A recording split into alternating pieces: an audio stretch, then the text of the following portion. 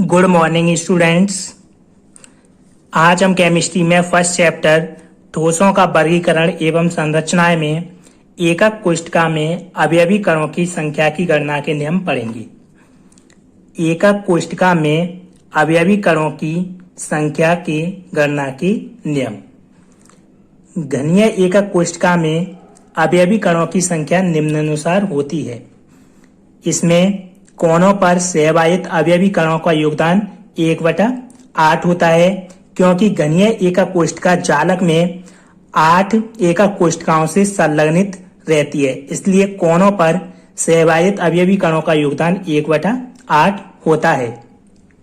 फलकों पर सहवायित अवयवी कण का योगदान 1/2 होता है, क्योंकि किसी भी क्रिस्टल जालक में घनीय एकक कोष्ठका 2 संलग्नित रहती हैं, इसलिए फलकों पर सहवायित अवयवी कण का योगदान 1/2 होता है।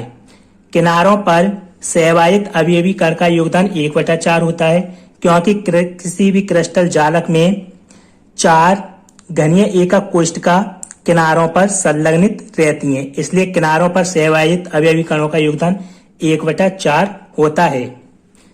केंद्र पर सहवायित अवयवी कण का योगदान 1 ही होता है, क्योंकि घनीय एकक कोष्ठका में उसके केंद्र पर एक ही अवयवी कण उपस्थित होता है, इसलिए केंद्र पर घनीय एकक कोष्ठका में सहवायित अवयवी कणों का योगदान 1 होता है।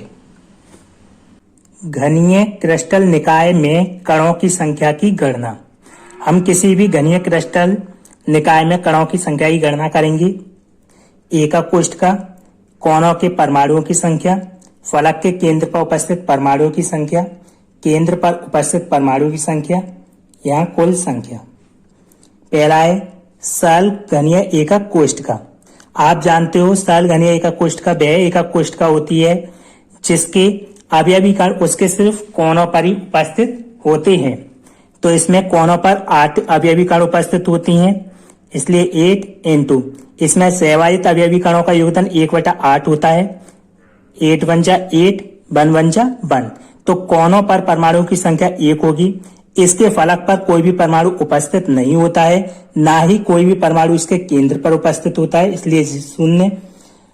टोटल इसमें परमाणु होंगे 1 + 0 + 0, कुल संख्या 1। तो सरल घनीय एकक कोष्ठका में कुल परमाणु की संख्या 1 होती है। अंतः केंद्रित घनीय एकक कोष्ठका। अंतः केंद्रित एकक कोष्ठका वह एकक कोष्ठका होती है जिसमें उसके अवयवी कण उसके कोनों पर तो उपस्थित होते ही हैं, साथ में एक अवयवी कण उसके केंद्र पर भी उपस्थित होता है। तो कोनों पर उपस्थित अवयवी कण 8 इंटू कोनों पर सहवायित अवयवी कणों का योगदान 1/8। 8 एकम 8, तो 1 1 जा 1। इसके फलक पर कोई भी परमाणु उपस्थित नहीं होता, इसलिए 0। इसके केंद्र पर एक परमाणु उपस्थित होता है और केंद्र पर सहवायित अवयवी कण का योगदान भी 1 होता है, इसलिए 1 1 जा 1। तो इसमें कुल परमाणु होंगे 1 + 0 + 1, ये होंगे 2। फलक केंद्रित घनीय एकक कोष्ठका। फलक केंद्रित एकक कोष्ठका वह एकक कोष्ठका है जिसमें उसके अवयवी कण उसके कोनों पर तो होते ही हैं, साथ में उसकी 6 फलकों पर भी अवयवी कण उपस्थित होती हैं। कोनों पर 8 परमाणु उपस्थित होते हैं, इसलिए 8। सहवायित अवयवी कणों का योगदान कोनों पर होता है 1/8। 8 एकम 8, 1 एकम 1, तो इसके कोनों पर परमाणु की संख्या 1 होगी। इसके 6 फलकों पर परमाणु उपस्थित होते हैं, इसलिए 6। इसमें इसके फलकों पर अवयवी कणों का योगदान 1/2 होता है, इसलिए 2 3 6, 3 3 एकम 3। तो इसके फलकों पर कुल परमाणु 3 होंगे। केंद्र पर कोई परमाणु उपस्थित नहीं होता, इसलिए 0। कुल परमाणु होंगे 1 + 3 + 0, टोटल 4 परमाणु। अंतः केंद्रित घनीय एकक कोष्ठका यह वह एकक कोष्ठका होती है जिसके अवयवी कण उसके 8 कोनों पर तो उपस्थित होते ही हैं, साथ में उसकी 2 विपरीत फलकों पर भी अवयवी कण उपस्थित होते हैं। इसमें अवयवी कण कुल कोनों पर होंगे 8 और सहवायित अवयवी कणों की संख्या 1/8। 8 एकम 8, 1 एकम 1। तो इसके कोनों पर कुल परमाणु की संख्या 1 होगी।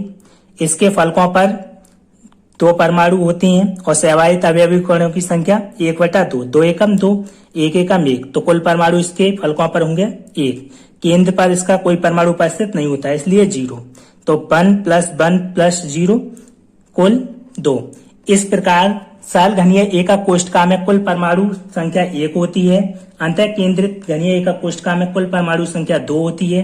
फलक केंद्रित घनीय एकक कोष्ठका में कुल परमाणु की संख्या 4 होती है और अंतः केंद्रित घनीय एकक कोष्ठका में कुल परमाणु की संख्या 2 होती है।